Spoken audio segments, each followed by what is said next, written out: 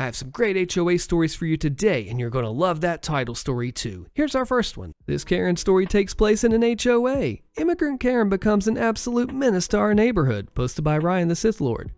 So for a bit of context, I live in the East Coast of the United States.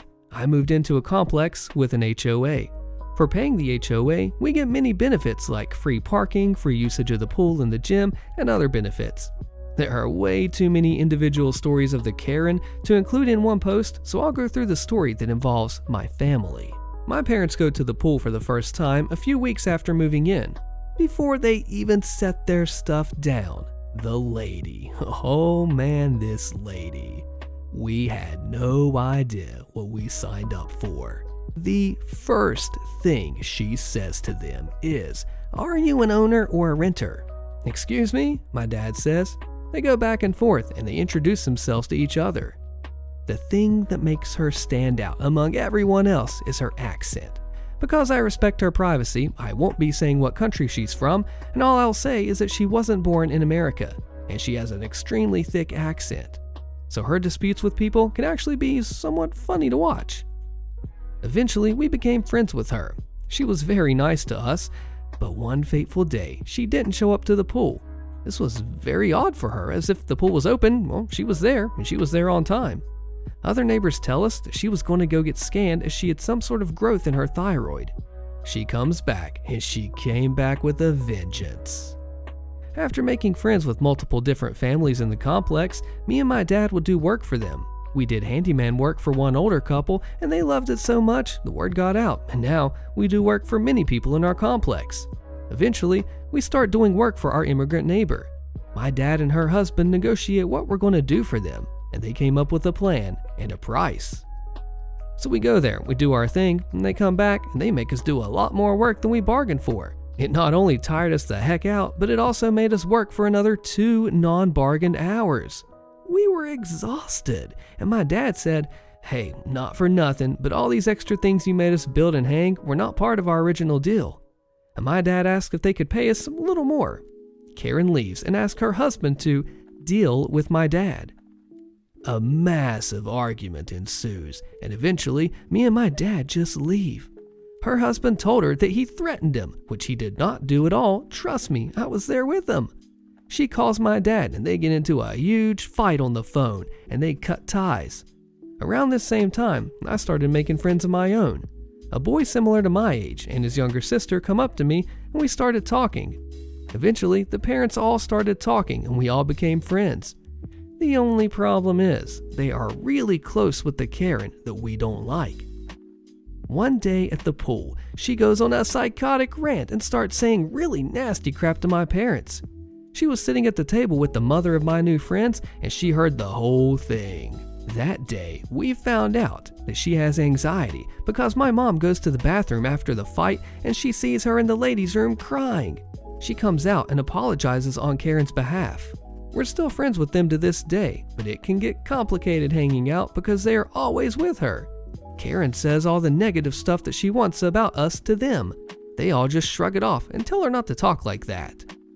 Since I hang out with my friends a lot, my friend that's my age, who I see the most, makes my mom a card for her birthday. Unbeknownst to me, he put change in the card. My mom opened up the card and gave him back the money. "Go buy yourself ice cream," my mom said to him. So we come back and his mom and Karen are talking. Karen had the absolute balls to say that my mom was rude for not accepting his money. This absolutely upset my friend's mom because she made her apologize. They show up to my house to do so. Only one problem. I didn't tell my parents about what she said, so they were in for a rude awakening when they found out the hard way. My dad was ticked and my mom was really upset. We go over to my friend's house a month later to celebrate his birthday, and both parties have a talk about that incident. As civil as they, mostly my dad, can possibly make it. Eventually, they moved out of this complex and into another one. We're all still friends and they talk to Karen still. They even come as her guests to use our pool. They want to invite us, but Karen always tells them no, going on her usual tirade. She's still a problem in this place to this day, yelling at everybody she crosses paths with. She can't go one pool day without snapping at somebody, and even my friend's parents tell her to stop as they fear she could get herself knocked out or worse. And in my state, that's a very likely possibility. For everyone accusing me of being racist, I forgot to mention that every time someone gets the upper hand on her during an argument, she screams at them even louder and accuses them of being racist. There were multiple occasions where we witnessed her pulling the race card during an argument, as she believes her nationality makes everything she does okay, but it doesn't. Let me know your bad neighbor story in the comments. HOA story time. It's called Unintended and Unwelcome Consequences, with an update from OP Colorado expat. Picky, noisy neighbors who have the president of the local homeowners association on speed dial are a real nuisance. One day a few years ago, my faithful old Volvo gave up the ghost. The automatic transmission was slowly going out. The final blow was when an oil line to an external oil filter developed a pinhole leak and the engine seized when all the oil escaped. I had the car towed home, and it sat in the driveway for a month or so while I tried to decide what to do with it. The options being to replace both the engine and transmission, or to sell it off cheap either for parts or to someone who wanted to get it running again. I finally, reluctantly, decided to let it go. I'd miss it, as it had been probably the best car that I'd ever had, and I'd done some serious upgrades and improvement to it. About this time, my neighbor called the HOA to complain that I had a junk car in the driveway that I was parting out. To hear her version, the president expected to see something on cinder blocks with no doors, the hood up, and no engine. The truth was that it was still intact, with current license plates and insurance. There was no way to tell from looking at it that it wasn't running. Nevertheless, I was given 1 week to either fix the car or have it gone. The busybody neighbor was known for being extremely conservative. She made teabaggers seem middle of the road. One of the things which she had a particular dislike for was the local NPR radio station, which was associated with the local university. The station was running a fundraiser at the time, so I decided to kill 2 birds with 1 stone. I donated the car to the radio station. The appointed Saturday came around, and the car was being picked up by a tow truck when she came out to watch the proceedings with a smug look. She commented to me that it was about time that piece of junk was being removed. When I replied that I donated it to the local NPR station, her smug look was instantly replaced by horror, quickly followed by livid anger. She stalked back into her house and slammed the door. I was happy that even to the last, my trusty Volvo had been useful.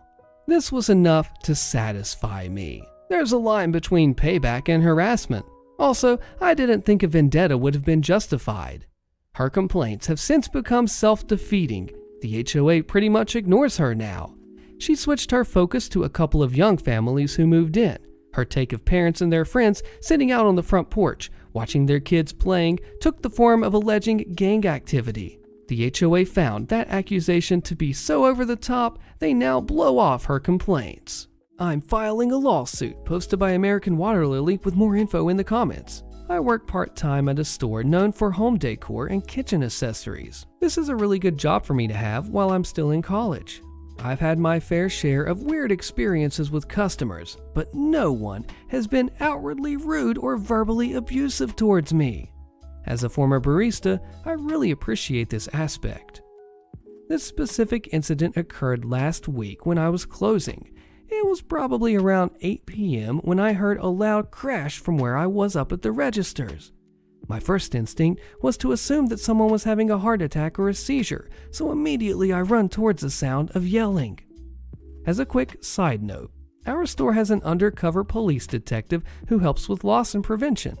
He was there that evening and immediately told me to go back to the registers because there was blood everywhere.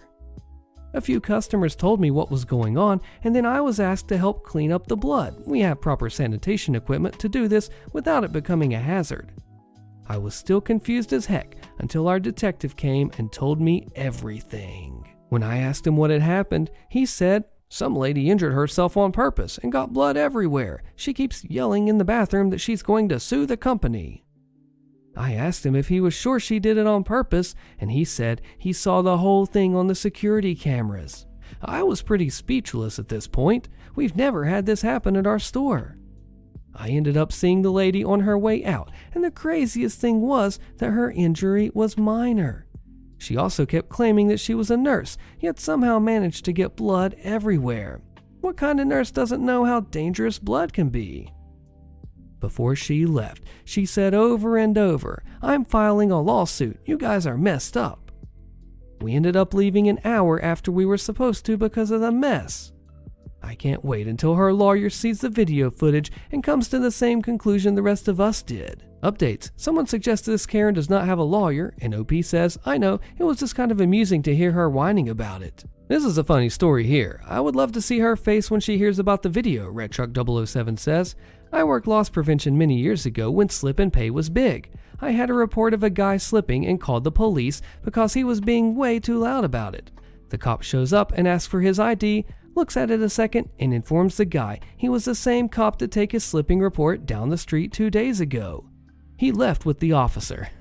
Someone asked OP, "So what actually happened? How did she purposely hurt herself? If the injury was minor, why was there so much blood?" OP says, "The area where she cut herself bleeds a lot, but she didn't hurt herself that badly. She didn't need stitches or an ER visit. She kept waving her hand around and the blood splattered everywhere." So she purposely cut her hand open on a sharp item exposed in your store? Sort of. She dropped the item and it broke, and she intentionally cut her hand from one of the pieces. My store is super careful about anything sharp. Most sharper items are wrapped packaging. They're never just out on the floor for people to hurt themselves on accident. I totally would have said something, but she actually looked like she may have been high on drugs, so I chose not to get involved. She is now banned from the store though. So true, I hear of people threatening to sue and then getting laughed at by the judge. I'm sure it happens a lot. Try to extort, harass, and ruin me, I'll make sure you're rightfully convicted of disability fraud. Posted by Lord Smaldemort. I lived in an illegal rental in a place that you'd call a landlord's market. There was a housing shortage, and although I had a great job, no credit problems, no background issues, it was impossible to rent somewhere affordable because of my dog. I eventually found a great place, but it came with a nutty landlord. She lived on the property. I'm not a choosing beggar, however, so I take it. For 12 months, I endure the landlord's violation of my rights, taking deposits that she should not have, micromanaging my personal life and my guest, and it's pretty awful. She's always high on painkillers with tiny pin needle pupils, telling me weird crap and trapping me in conversation that I'd rather not hear. Faced with homelessness, I take the trampling of my rights and privacy. She made me miserable. After a year, I had enough. She crossed the line when she had my boyfriend removed by the police when I was at work one day. He had been staying for under 48 hours. I was gone for 2 weeks at home and had arrived back to my rental 48 hours before this. No one was in my rental while I was gone. On top of tossing my boyfriend out, she delivered a bill for his rent and utilities for staying the past 2 weeks that I was gone. No one was in my house. She already bullied me. I guess she thought she could extort me. She created fake court paperwork to intimidate me. The bills I received from her are insane. They are not the writings of a lucid human.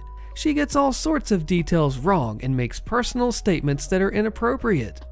The place was empty and I was gone, but she wrote a bill and insisted I pay for his tenancy.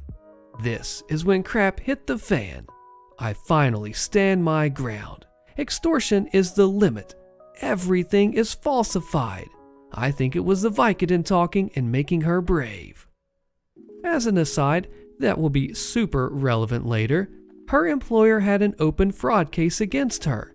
She told me early in my tenancy because she dared them to come after her. Perhaps she should have not dared so hard. After the fake tenancy debacle, crap gets real. I take off work to read up on my rights and to protect my dog and my stuff, and she starts harassing me. Specifically, she did these things over the course of a few days. She called from a blocked number and asked for a stripper and call girl. She called my work as a new landlord seeking a reference and told them I was partying, which is why I wasn't at work, and then came into my yard at 11 at night, stomped up on my porch to scare me, then walked out of the yard, claiming it was a free country when asked what the heck she was doing. She called the Humane Society and told them I had a vicious dog on the loose who attacked her dog. She even called the police and sent them to my job, I work with kids, claiming she found drugs in my house. Needless to say, I was pretty freaked out by all of these things. I got a TRO against her, and she couldn't keep trying to ruin my career and get my dog euthanized and attempt to intimidate me. It was good for 3 years. I was happy I won in court. It was a great move for my safety and empowerment. However, when I did move, about 10 days after her extortion, she falsified documents, kept my deposit, and I was forced to go back to court to get my money. Again, I won, and although it took a lot of time and energy, eventually it was garnished from her account. I not only got out of my lease, rightfully, but took my deposit money back against her will. I had a restraining order for 3 years, and she did not know my new address. I was thrilled. The torment she put me through was unbelievable. So, let's cut to the revenge. Remember that fraud case that she boasted about? Well, it came back to bite her.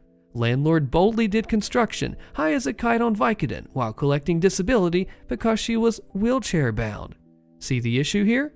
She played the system to get into paid early retirement, ate pills all day, increased her property value by building up her space, and collected money from illegal rentals.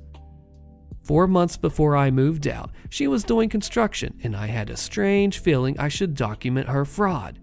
I knew she could turn on me at any point, and well, I'm sure glad I had the foresight to do so. She had gone to work the first day of her contract and fallen out of a wheelchair on a ramp that was not up to code. Almost 4 weeks later, to the day, she was happily at home, continuing with her activities, building a tool shed from scratch. She was doing construction with no wheelchair, duh. She was bold and figured that she could never get caught. She was doing all sorts of physical activity. I decided to film her and made sure the date was noted. I also took pictures. Some part of me just knew that I should document what I was seeing because she was an awful human who was leeching off the system. She worked in education and she couldn't be fired. Her position was tenured and she was holding her spot while on medical leave for over 4 years. They legally could not hire a new teacher. Substitutes poured in and out of her classroom. Hundreds of children missed out on a legitimate education because she held her spot. She was scum. I worked in a similar field, so I knew what damage she was doing with her actions. Back to the eviction and TRO event. Shortly after moving out, when the restraining order was in effect, I went to her employer and offered evidence in his fraud case. It was a serious state-led fraud case against her. They were going after her. He was elated that I had such strong evidence, and he put me in touch with private investigators. I handed over the evidence after sitting down with them and giving my statement of her activity and of how she was mobile at home. I didn't have to exaggerate and I didn't have to lie. I just told them exactly what happened. Even if she didn't burn me, I felt like I was doing my civic duty by ensuring the kids had a real teacher in their classroom instead of this piece of garbage. Months later, I called the investigators and found out that my evidence was what really sealed the deal. She was convicted of disability fraud. She was fired from her position and was potentially going to pay back years' worth of disability payments. I did that. I am the reason her scam fell apart. She thought she could bully me into extortion. She didn't. She thought she could ruin my career and hurt my dog when I stood up to her. She didn't. In fact, I won. It was what I needed to be empowered after she had crapped on me. It wasn't even revenge as much as standing up for myself. If she did have to pay it back, she'd only have her house to pay with. My dream is that she lost her house, ended up with a renter, and just hopes for a kind landlord. Sued my HOA. My lawyers destroyed HOA Karen in court. Click the video on your screen so you find out how, and I'll see you there.